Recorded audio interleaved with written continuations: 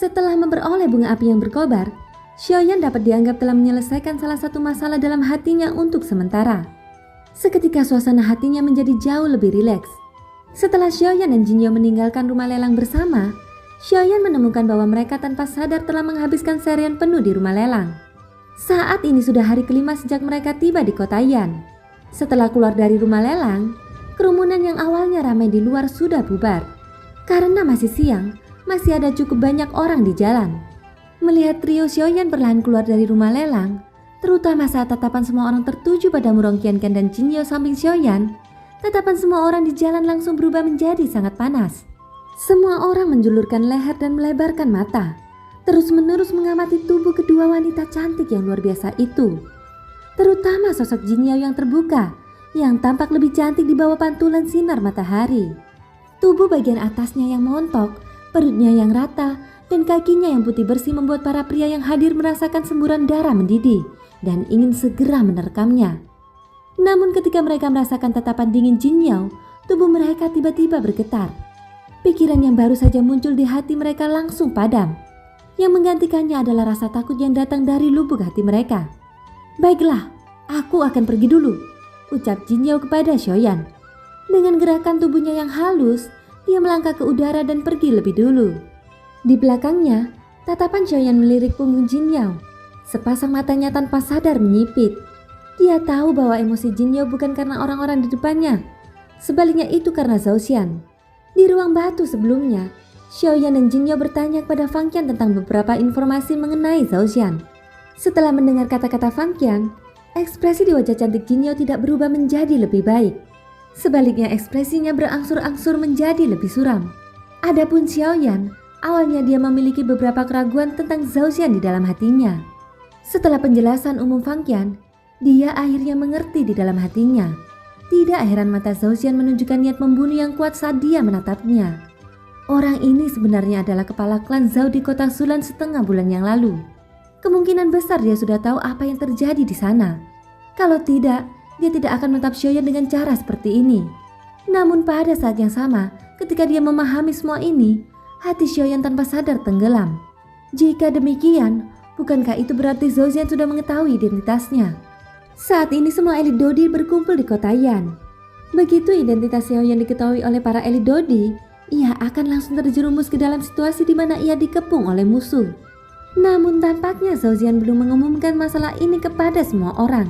Dengan kata lain, Xiaoyan masih punya cukup waktu untuk meninggalkan kota Yan ini. Ketika memikirkan hal ini, Xiaoyan tidak dapat menahan diri untuk tidak menghela napas panjang. Untungnya bunga api berkobar telah mendarat di tangannya. Tidak ada hal lain di kota Yan yang layak untuk Xiaoyan tinggali. "Ayo pergi, tidak perlu kembali ke tempat itu. Ayo pergi secepatnya." Setelah mengucapkan kata-kata ini, Xiaoyan menarik Murong Qianqian dengan satu tangan. Yang terakhir juga menganggukkan kepalanya dan dengan patuh mengikuti di belakang seperti seorang istri kecil. Tanpa ragu-ragu mereka berdua segera terbang menuju sisi barat kota Yan. Setelah mereka berdua meninggalkan kota Yan, seorang pria parubaya tiba-tiba muncul di atap sebuah gedung. Matanya yang putih keperakan dipenuhi dengan niat membunuh saat dia menatap ke arah yang ditinggalkan Xiaoyan. Di balik lengan bajunya, tangannya perlahan mengepal dan sudut mulutnya melengkung menjadi seringai dingin. Setelah beberapa tarikan napas pendek, sosok pria parubaya itu perlahan menghilang dari atap. Pada saat yang sama, tinggi di langit di antara awan, wajah cantik Jinyo yang terbungkus gaun merah menampakkan senyum dingin. Belalang sembah mengintai jangkrik. Tanpa menyadari keberadaan Oriole di belakangnya, pil transformasi ekstrim ini pasti akan menjadi milikku. Saat dia bergumam pelan dari mulutnya, tubuh halus Jinyo bergerak dan terbang cepat ke arah sisi barat kota. Berdasarkan kecepatan duo Xiaoyan, mereka telah menempuh jarak hampir 10.000 mil dalam waktu kurang dari 1 jam. Pada saat ini ketika mereka berdua menoleh untuk melihat ke belakang, kota Yan telah lama menghilang dari pandangan mereka. Hingga pada suatu saat, tubuh kedua orang yang tengah terbang dengan kecepatan tinggi itu tiba-tiba berhenti di udara. "Ada apa? Apakah ada yang salah di sini?" tanya Murong Qianqian. "Aku khawatir kita telah disergap." Tatapan Xiaoyan melihat ke sekelilingnya. Kedua matanya menyipit. Kekuatan spiritual yang besar dan dahsyat menyebar dari antara alisnya hingga batasnya. Ekspresi wajahnya juga menjadi serius. Di bawah perlindungan kekuatan spiritual Xiaoyan, Seluruh area di sekitarnya terpantul di matanya. Dia bisa merasakan ada beberapa aura yang sangat samar di area ini. Aura inilah yang menjadi alasan mengapa Xiaoyan menghentikan langkahnya, hingga menyebabkan Xiaoyan yang merupakan seorang alkemis tingkat 3 tidak dapat menentukan lokasi tepatnya. Sumber aura tersebut kemungkinan besar luar biasa. Segera setelah itu Xiaoyan yang berdiri di udara tiba-tiba berbalik. Dia sudah merasakan dengan jelas bahwa ada aura yang sangat kuat di belakangnya yang dengan cepat terbang ke arahnya. "Zhao Xian, orang ini benar-benar mengikuti kita secara diam-diam," ucap Murong Qianqian. Tepat saat kata-kata Murong Qianqian selesai diucapkan, Xiaoyan segera menggelengkan kepalanya dan berbicara dengan nada serius. "Tidak, orang ini seharusnya sudah menduga bahwa kita akan pergi ke arah ini. Jadi dia sudah menyiapkan penyergapan di sini. Dia tahu seberapa kuat kekuatan spiritual alkemis tingkat 3. Hanya dengan mengikuti kita, itu mustahil," ucap Xiaoyan. "Xiaoyan, kamu tidak menduganya kan? Sekalipun kamu berhati-hati di sepanjang jalan, kamu tetap akan dihentikan olehku di sini." Tawa keras itu mengandung niat membunuh. Detik berikutnya, sosok Zhao Xian sudah muncul 100 kaki jauh dari Xiaoyan dan Murong Qianqian. Sepasang mata putih keperakan dipenuhi dengan sedikit cahaya merah. Mata Xiaoyan menunjukkan ekspresi serius saat dia menatap pria parubaya di depannya. Sambil mengamati Zhao Xian di depannya dengan seksama, dia juga menarik Murong Qianqian di belakangnya. "Kamu adalah pemimpin klan Zhao." Xiaoyan menyipitkan matanya. Daoqi di dalam tubuhnya telah beredar ke setiap bagian tubuhnya. Kamu memang sudah tahu. Namun ini juga bagus.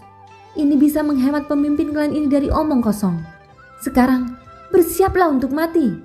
Ekspresi Zhao Xian gelap dan tegas saat dia tertawa terbahak-bahak. Tak lama kemudian, tubuhnya yang berdiri di udara langsung menghilang. Xiaoyan tidak berani cerobos sedikit pun. Daoqi di dalam tubuhnya segera melonjak keluar. Segera setelah itu berubah menjadi api yang bergejolak dan dengan cepat menutupi seluruh tubuh Xiaoyan. Menurut berita, kamu memiliki api surgawi. Melihatnya hari ini, ternyata memang begitu.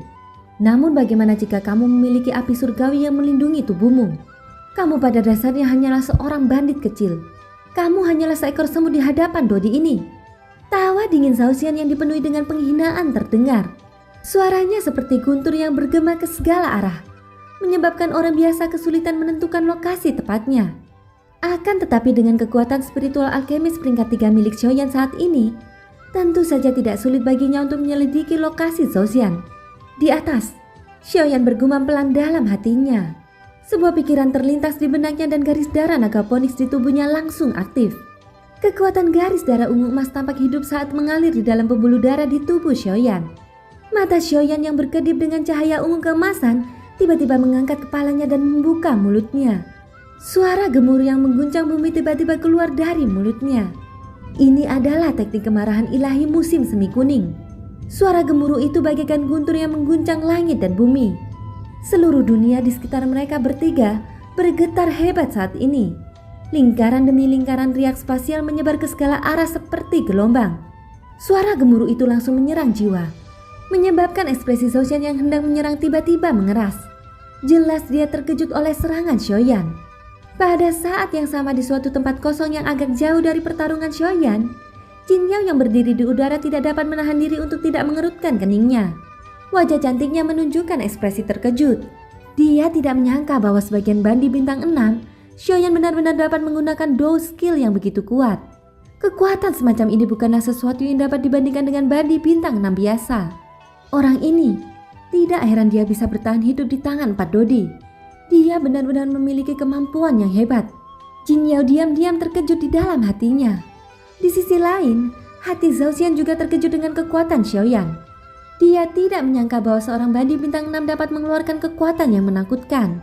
Meskipun kekuatan ini tidak cukup untuk melukainya, itu telah membuktikan potensi menakutkan yang terkandung dalam tubuh Xiaoyan. Begitu dia menjadi iblis tua di masa depan, kemungkinan bahkan seorang elit Dodi tidak akan dapat melakukan apapun padanya. Pada saat itu kemungkinan besar seluruh wilayah barat harus tunduk kepadanya. Orang ini harus diselesaikan secepatnya. Zhao Xian merasakan bahaya tersembunyi di dalam hatinya ketika dia memikirkan hal ini. Cara terbaik untuk menghadapi musuh seperti ini yang belum sepenuhnya dewasa adalah dengan cara mencekiknya semasi dalam buayan. Segera Daoqi di dalam tubuhnya dengan cepat menyebar ke telapak tangannya. kemudian menggumpal menjadi tombak besar di udara. Itu membuat kekuatan yang sangat tajam saat melesat tanpa ampun ke arah kepala Xiaoyan. Xiaoyan mundur setengah langkah dan mengangkat kedua telapak tangannya ke dadanya. Dengan sebuah pikirannya, Skyfire 3 perubahan misterius segera dilepaskan. Aura di dalam tubuhnya juga dengan cepat meningkat. Dalam beberapa tarikan napas, kekuatan Xiaoyan telah meningkat dari tahap awal bandi bintang 6 ke tahap tengah bintang 6. Menghadapi elit Dodi, jika Xiaoyan tidak menggunakan kekuatan penuhnya, kemungkinan besar ia akan mengalami kekalahan telak. Saat merasakan doki yang kuat di dalam tubuhnya, Xiaoyan memutar tangan kirinya dan mengubahnya menjadi telapak tangan. Sepasang matanya menatap tajam ke arah tombak yang turun dari langit di atas kepalanya. Segera setelah itu ketika tombak itu turun, bintik hitam seukuran ibu jari menggumpal dan terbentuk di telapak tangan kiri Xiaoyan. Telapak penciptaan surga agung. Teriakan marah keluar dari mulut Xiaoyan. Suara angin kencang terdengar saat telapak tangannya membelah udara kosong. Lingkaran cahaya energi hitam pekat yang dipancarkan dari telapak penciptaan surga bertabrakan dengan keras dengan tombak.